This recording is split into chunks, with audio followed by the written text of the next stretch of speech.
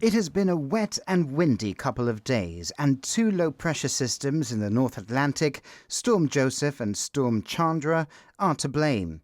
Gibraltar has seen gusts recording just below 50 knots, with rainfall totals collected between Tuesday and Wednesday at 44.8 millimetres.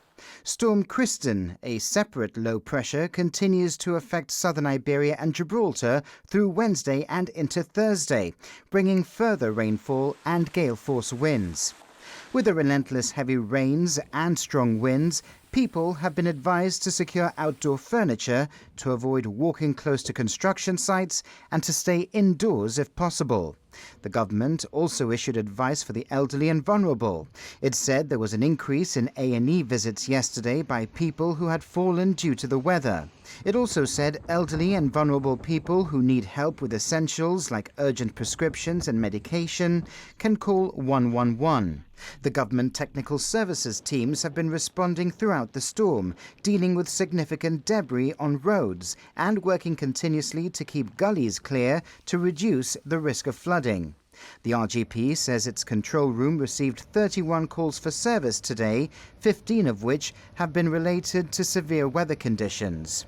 RGP response team officers, supported by the community policing and marine units, have spent the day addressing reports of falling debris, loose masonry and fallen trees, as well as managing business as usual duties throughout the community. As far as visible damage goes, the Europa Sports Complex has been closed due to what the Sports and Leisure Authority says is severe water ingress. The Muga and all outdoor facilities were also closed. A number of classrooms and facilities at Bayside School have also seen flooding.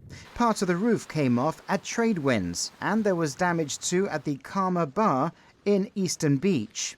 The Raptor unit porter cabin at Windmill Hill was destroyed by the high winds, with Gons telling GBC the cabin will be assessed once the weather improves, but will likely not be salvaged.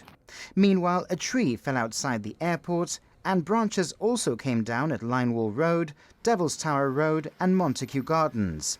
Dudley Ward Tunnel was closed for most of the day, but reopened in the evening.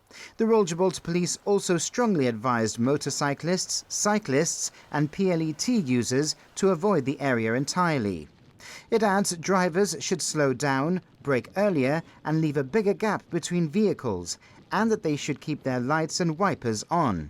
Drivers should also avoid areas that are flooded and be mindful of pedestrians. The Upper Rock is still closed to visitors, though not to residents. The road at Hardings Way leading to the University of Gibraltar also remains closed. The RGP says this is due to loose hoarding and debris. The road to Rosia Bay was also closed due to what the RGP said is a suspected rockfall in the area. And the sundial by the airport also suffered damage. The rain is expected to ease through the night, but the wind will increase again with strong southwesterlies. Thursday will see another wet and windy day, although certainly toned down from today.